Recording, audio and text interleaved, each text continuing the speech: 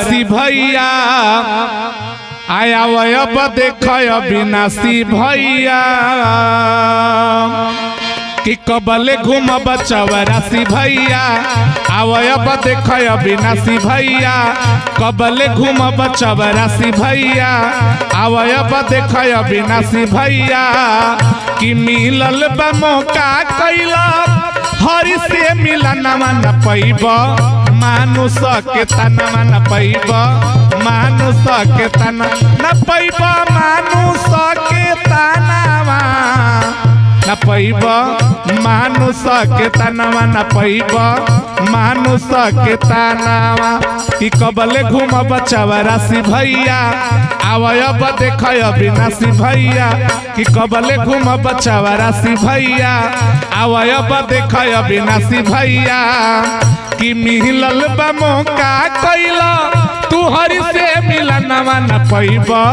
मानुष के तनवा न पैब मानुष के तना न पैब मानुष के तनवा न पैब मानुष के तनवा न पैब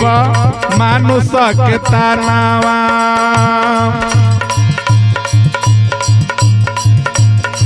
यह जीवन के नाबा भरोसा चलते चलत श्वास दे दी धोखा ए जीवन के नाबा भरोसा चलते चलत श्वास दे दी धोखा कि लाई के धियानवा कैला हरि सुमिरनवा न पैब मानुष के तनवा न पैब मानुष के तना न पैब मानुष के तनवा न पैब मानुष के तनवा न पैब मानुष के तनवा।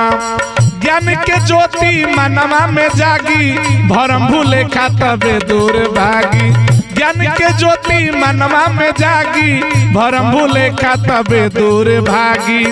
लेल ब्रह्म ज्ञानवा धैला गुरु के चरणवा न पैब मानुष के तनवा न पैब मानुष के तनवा।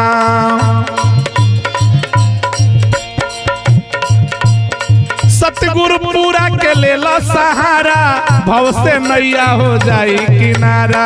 सतगुरु पूरा के लेला सहारा भव से नैया हो जाई किनारा। हरि भजन के संगे कैला भजनवा न पैब मानुष के तनवा न पैब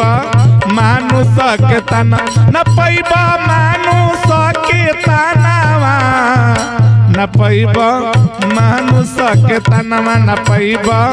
मानुष के तनवा। अरे कबले घूमब चौरासी भैया आवयब देख अविनाशी भैया त मिलल बा मौका कैला हरि से मिलनवा न पैब मानुष के तनवा न पैब मानुष के तनवा न पैब मानुष के तनवा न पैब मानुष के तनवा न पैब मानुष के तनवा।